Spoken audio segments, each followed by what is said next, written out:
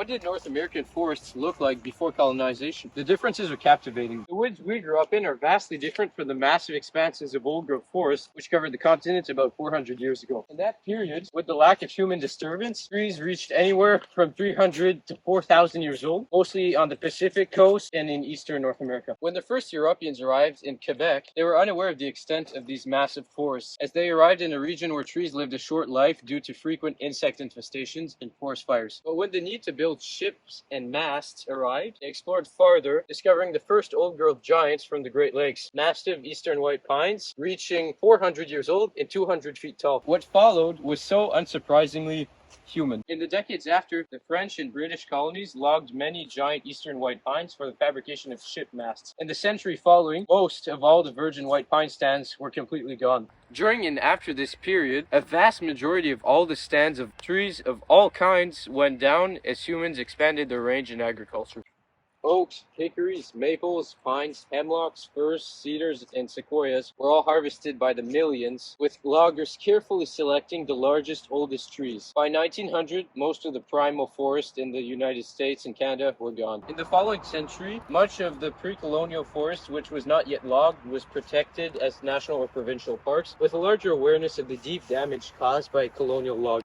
But this is still a far cry from the amazing landscape that we used to have in the day, because now forests follow a cycle of 40 to 70 years. Cut trees, plant a monoculture, let it regrow for less than a century, and cut it again. This process is fueled by the never-ending growth of the human population. If we could build more efficient houses and slow or stop the growth of our population, none of this would be necessary. But much of the cleared land of pre-colonial America made space for an essential of humanity, agriculture. Because humans obviously have to eat, much of the land was converted into fields for growing crops of potatoes, carrots, celery, and more. Now you're thinking, why am I advocating against the existence of our food source? Well, I'm not. The problem is that we have too many fields, like way too many fields. Currently, the world produces more than enough food for everyone on Earth, plus an additional 600 million people's worth of food. The 730 million who go hungry right now are the fault of climate change, wars, and inefficient global logistics. Some corrupt countries would rather spend money on war or their dictator than on their people's well-being and forests. Since the United States and Canada produce an enormous amount of the world's food given their size, we do not need the amount of fields and deforestation we have now, but better ways of delivering and processing food. Now, what are the effects of the loss of old-growth forests? Many species of plants and animals that were reliant on forests of old, large trees have disappeared or greatly plummeted in numbers because of the 17th and 18th centuries logging. Not to mention the beautiful, green, wild landscapes that were replaced by cities such as New York City. Even the soil composition has changed. With little to no arboreal organic matter falling and rotting on the soil, its quality decreases. To counter this, farmers now use quick-acting, highly harmful fertilizers which accumulate in our waterways and poison them. This leads to other problems such as lack of drinking water and mass fish kills due to the low levels of oxygen.